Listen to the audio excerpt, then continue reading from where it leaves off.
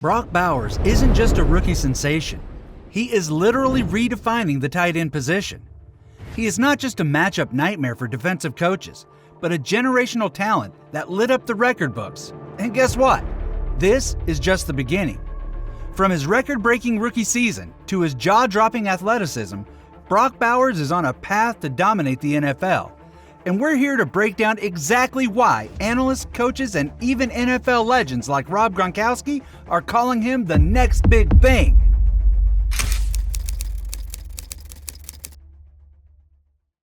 Brock Bowers wasn't your typical rookie. Using his first season to find his feet in the toughest sporting league on the planet. No, he stepped on the pitch and began destroying opposing defenses. After being selected by the Las Vegas Raiders with the 13th pick of the 2024 NFL Draft, he signed a 4-year contract with $18.1 million guaranteed. His physical prowess was on full display as early as Week 1, with 6 receptions for 58 yards in the 22-10 loss to the Los Angeles Chargers. Week 2 was even better, with 9 receptions for 98 yards at an average of more than 10 yards per reception. Yet, he'd have to wait until Week 5 before that elusive first touchdown, catching the ball for a 57-yard reception in another 97-yard game, but still losing to the Denver Broncos. But his 2 biggest games would come in Week 10 and Week 12, with 13 receptions for 126 yards and a touchdown in the 34-19 loss to the Dolphins, before going even better with 10 receptions for 140 yards in the 19-17 loss to the Chiefs. Overall, he finished the season with a whopping 112 catches for 1,194 receiving yards and 5 receiving touchdowns, putting up the biggest stats for all tight ends in the league, including the veterans like George Kittle and Travis Kelce. Even more impressive is how he kept himself healthy throughout the year. Despite becoming the main target for defenses playing the Raiders, he managed to play in all 17 games, breaking numerous records along the way, but we'll get to that in a second. So, where did this absolute unit of a tight end come from, and how did he end up playing for the Raiders? Born December 13, 2002, in Napa, California, Brock Bowers was blessed with parents who were naturally gifted in sports. His mother was an All-American softball player, inducted into Utah State's Athletic Hall of Fame, while his dad was an All-Big West center on the school's football team. Little did they know that cooking inside her belly a few years later would be someone who was going to make even the greatest tight ends look like amateurs.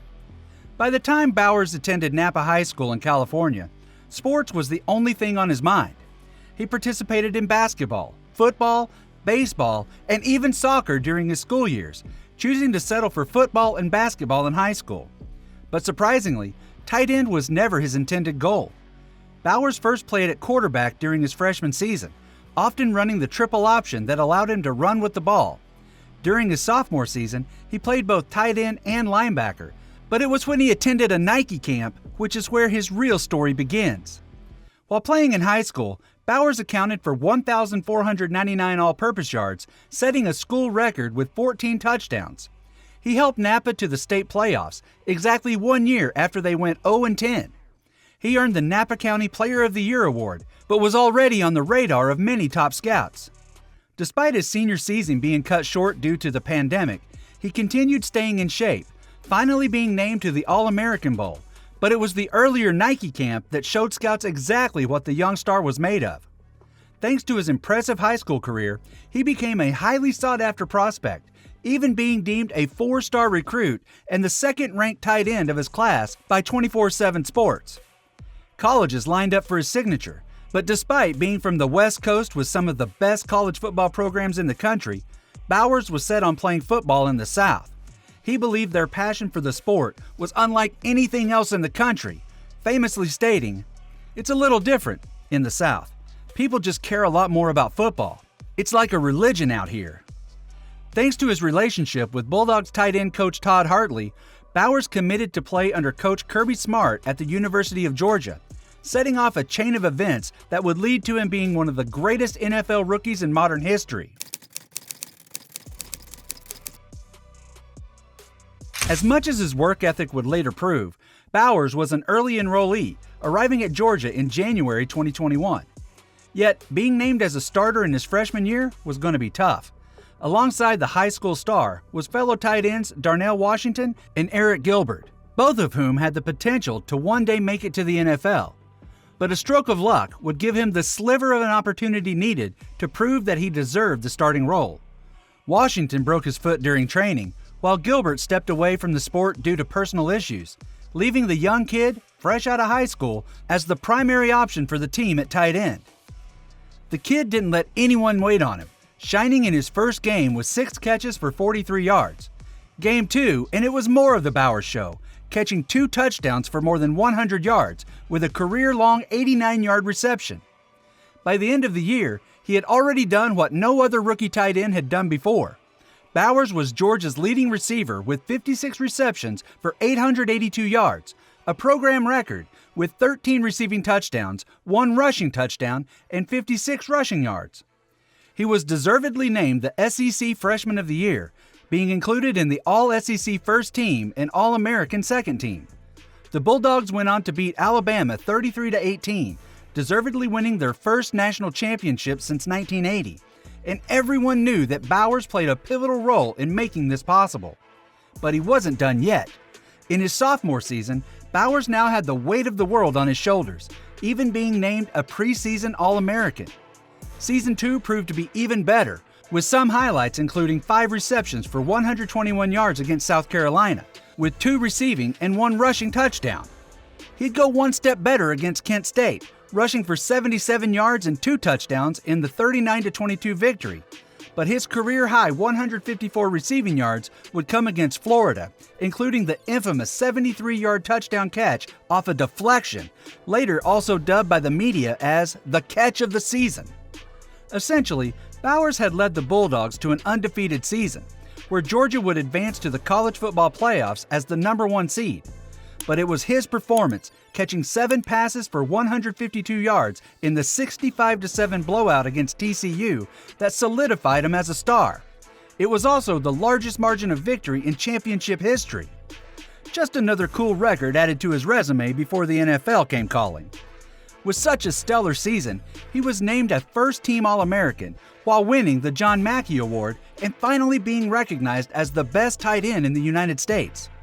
His stats: 63 receptions for 942 yards with 109 rushing yards. He added 7 receiving touchdowns and 3 rushing touchdowns to his stats tally, but 1 more year was left, and Bowers wasn't going to disappoint. By 2023, Bowers was on the radar of virtually every football team in the NFL, but unfortunately, health eventually caught up with the young star. Thanks to an ankle injury, he was forced to miss 3 games, only playing 10 at the end of the year. Nevertheless, he still caught 56 passes for 714 yards, winning the John Mackey Award for the 2nd time in a row. Unfortunately, they fell to the Texas Longhorns in the national championship. But Bowers, now a 3-time All-American tight end, was beginning to attract the attention of the top NFL teams and was even labeled as one of the greatest tight ends in college football history. With a resume that looks like that of Brock Bowers, being a number 1 prospect in the NFL draft was basically a done deal. The only question was, who was going to take him? One of the rumors floating around suggested that the Los Angeles Rams were willing to trade up to pick the star, but it was eventually the Las Vegas Raiders who stepped up to take Bowers with the 13th pick. Standing at 6 foot 3 inches tall and weighing 243 pounds, the kid looked like an absolute unit. But due to an ankle injury sustained in the SEC game, he couldn't participate in the combine. But even with no 40-yard dash or bench press, he was still ranked the number 1 tight end prospect in the draft, receiving a boom or bust score of 6.71 by scouts. Some of his only weaknesses, according to the report, were his blocking and his savvy when running underneath routes, while having a limited catch radius that led to him often coming out of the wrong side of contested catches. According to the NFL scouting director, he doesn't have Kyle Pitts' freaky measurables, so he may not carry the same grade, but he's going to keep doing what he's doing now because the way he plays translates. Yet despite all of this, he was quickly snapped up by the Raiders, having one of the greatest rookie seasons in NFL history. Despite the Raiders going 4-13, arguably one of the worst teams of the NFL, Brock Bowers was the shining star that had fans tune in each week. His stats of 112 receptions for 1,194 yards were the highest of any rookie tight end in NFL history, earning him a call-up to the Pro Bowl and an award as a first-team All-Pro. And with 2025 seeing him team up with a new quarterback in Geno Smith and former Seattle head coach Pete Carroll, the young rookie sensation is in line to have a bigger second year. So, what exactly is it that makes Brock Bowers special?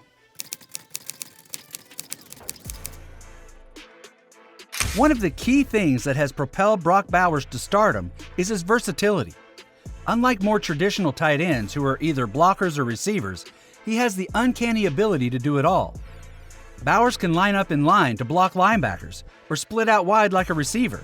He can also effectively exploit mismatches, which is confusing for defenses that can't effectively game plan around his style of play. On top of this, his route running is not too bad either. Despite being a big man, his footwork and agility slowly improved through his rookie season, allowing him to create separation from opposing cornerbacks and safeties. When running the deep post, he also has a lot of gas, which allows him to outrun safeties and create a huge mismatch with linebackers who struggle to keep up. Even scarier is his physicality, which puts him at 6'3", 243 pounds, and has given him the ability to break tackles, racking up big yards after the catch. More than 600 of his 1,194 yards came after the catch in 2024, often breaking a few tackles along the way. It is for this reason that he is compared to a young George Kittle or even Travis Kelce. The big difference is that Bowers is only just 22 years old and already doing what these two NFL legends are doing as veterans. Well, maybe not Travis, who is now almost a married man. Then, there is the praise he received from the legendary Rob Gronkowski, who said, "Brock Bowers is an absolute savage." That's big words coming from arguably one of the greatest tight ends to ever play the game.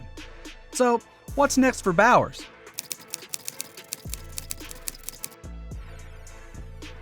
At only 22 years old, Brock Bowers can possibly become one of the greatest players to ever play the game. With the tight end position now becoming more important than ever before, NFL teams are searching for stars that can stretch the field, help block in the run game, and create mismatches. Bowers checks every one of these boxes. The only downside is that the Las Vegas Raiders might not be the perfect fit, and unless they can get a star quarterback, shore up the defense, and figure out how to win, it can become 4 very frustrating years for the rookie star.